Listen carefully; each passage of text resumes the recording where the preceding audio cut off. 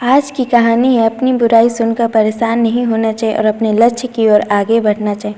एक लोक कथा के अनुसार पुराने समय में एक संत अपने शिष्य के साथ एक गांव में रुके। कुछ ही दिनों संत की ख्याति आसपास के क्षेत्र में फैल गई। अब उनके प्रवचन सुनने और दर्शन करने के लिए दूर दूर से लोग आने लगे। ये देखकर उसी गांव का एक अन्य पंडित परेशान हो गया। उसे लगने लगा कि इस संत की वजह से मेरे भक्त कम हो जाएंगे, मेरा जीवन यापन कैसे होगा। पंडित ने संत का दुष्प्रचार करना शुरू कर दिया।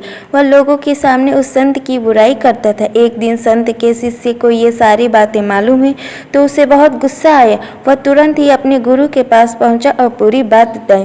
संत ने शिष्य की बातें सुनी और कहा कि उसे छोड़, अगर मैं उस पंडित से वाद विवाद करूंगा तो इससे ये सब बातें फैलना बंद नहीं होंगी, इसलिए उसकी बातें पर ध्यान नहीं देना चाहिए। संत ने देखा कि शिष्य का क्रोध शांत नहीं हुआ है।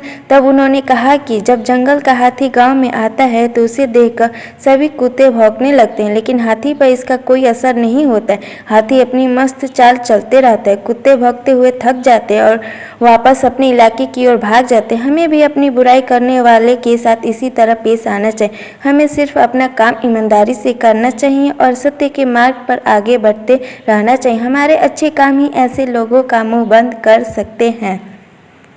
अगर आपको वीडियो अच्छी लगी हो तो लाइक, सब्सक्राइब और शेयर कर दीजिए। Thank you.